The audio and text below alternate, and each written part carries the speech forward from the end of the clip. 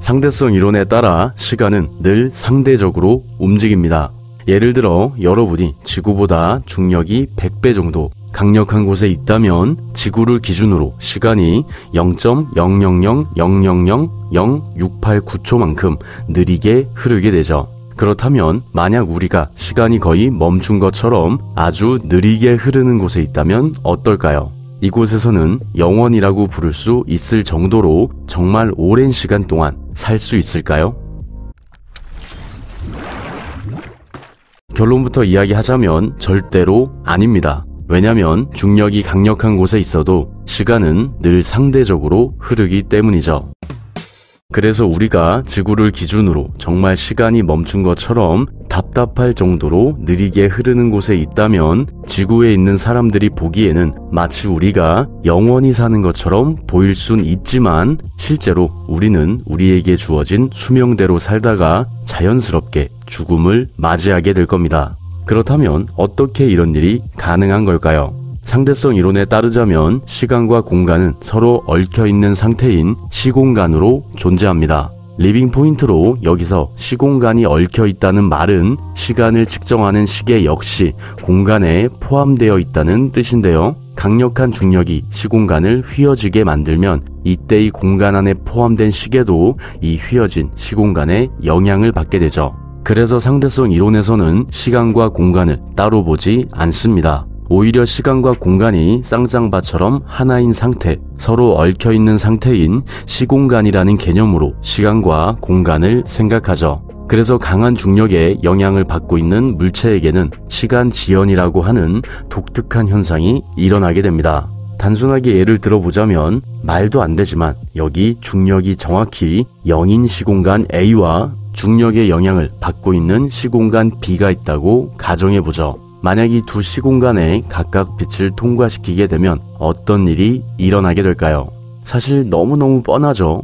빛은 항상 직선으로 움직이기 때문에 중력이 없는 공간을 이동하는 빛은 당연하게도 깔끔하게 직선으로 이동하게 되고요. 중력의 영향을 받고 있는 시공간에서는 빛이 휘어진 시공간을 따라 이동하게 됩니다. 참고로 여기서 빛의 정지 질량이 0인데 어떻게 빛이 중력의 영향을 받을 수 있냐 라고 생각할 수 있는데요. 이 부분은 중력을 어떻게 생각하느냐에 따라 달라집니다. 뉴턴의 고전 역학처럼 중력을 질량이 있는 두 물체의 인력, 즉 힘이라고 한다면 당연히 근본적으로 빛은 중력의 영향을 받을 수 없지만 상대성 이론의 입장에서 중력은 시공간의 휘어짐이기 때문에 이 휘어진 시공간을 통과하는 빛은 중력의 영향을 받을 수 있습니다.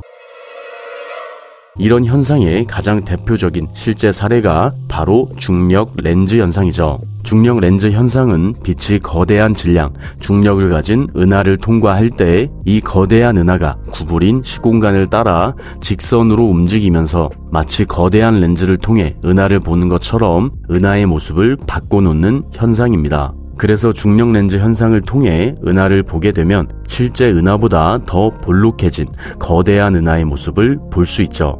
또 이런 현상은 태양과 지구에서도 나타납니다. 태양을 통과하는 빛의 경우 약 0.000008 라디안, 0.00045도 정도로 구부러지고요. 지구를 통과하는 빛은 0.000000003 라디안, 0.0000017도 정도 구부러집니다.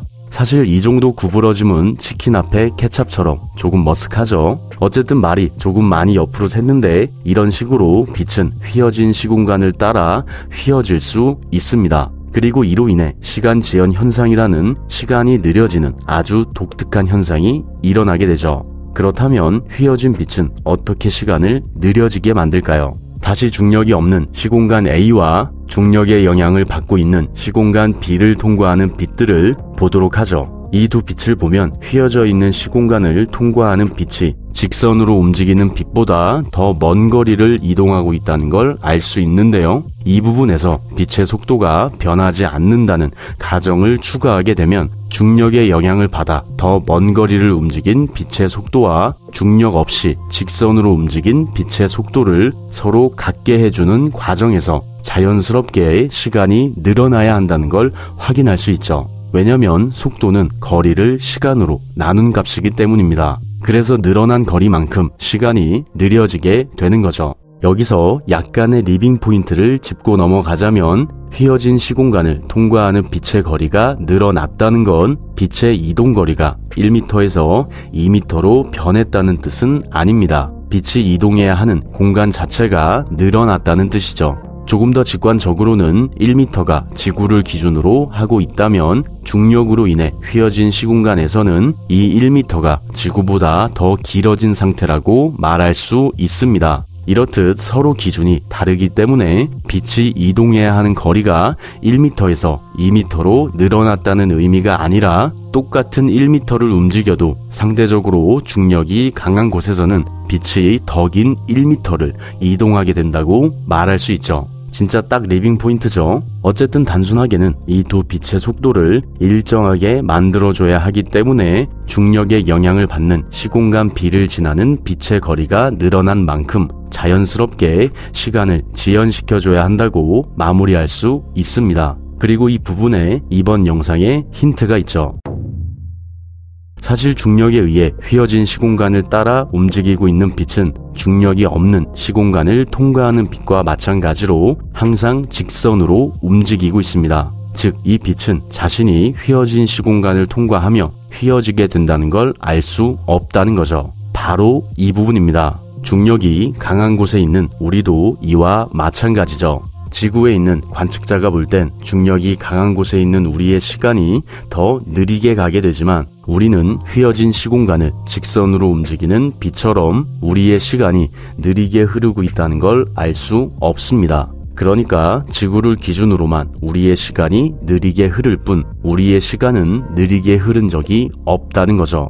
더 극단적으로는 사건의 지평선을 예로 들 수 있습니다. 사건의 지평선은 블랙홀을 감싸고 있는 구역으로 특이점으로 들어가는 물체의 마지막 사건을 볼 수 있는 곳을 말하는데요. 그래서 이 사건의 지평선을 지나는 물체는 특이점을 향해 다가가면 다가갈수록 점점 더 강한 중력을 받게 되고요. 이로 인해 이 물체를 밖에서 보고 있는 관측자의 눈에는 이 물체의 시간이 특이점에 가까워질수록 점점 더 느리게 흐르게 되죠. 그리고 이렇게 점점 시간이 느려지고 있는 이 물체가 사건의 지평선을 넘어 특이점으로 들어가게 되면 특이점으로 들어가기 바로 직전의 모습만이 사건의 지평선에 남아 마치 시간이 멈춘 것처럼 보이게 됩니다.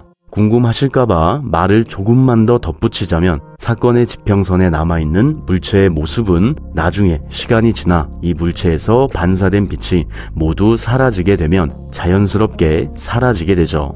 하지만 이는 그저 이 물체를 바라보고 있는 관측자에게만 일어나는 현상입니다. 실제로 특이점으로 들어가는 물체의 시계를 보면 평소와 같은 속도로 시간이 흐른다는 걸 확인할 수 있죠. 관측자에게는 이 물체의 시간이 점점 느려지다 멈춘 것처럼 보이게 되지만 특이점으로 직접 들어가는 물체는 시간 지연 현상을 겪지 않기 때문에 평소와 같은 시간의 흐름을 느끼며 특이점으로 들어가게 된다는 겁니다. 이렇듯 시간 지연 현상은 항상 관측자에게만 일어나는 현상이죠.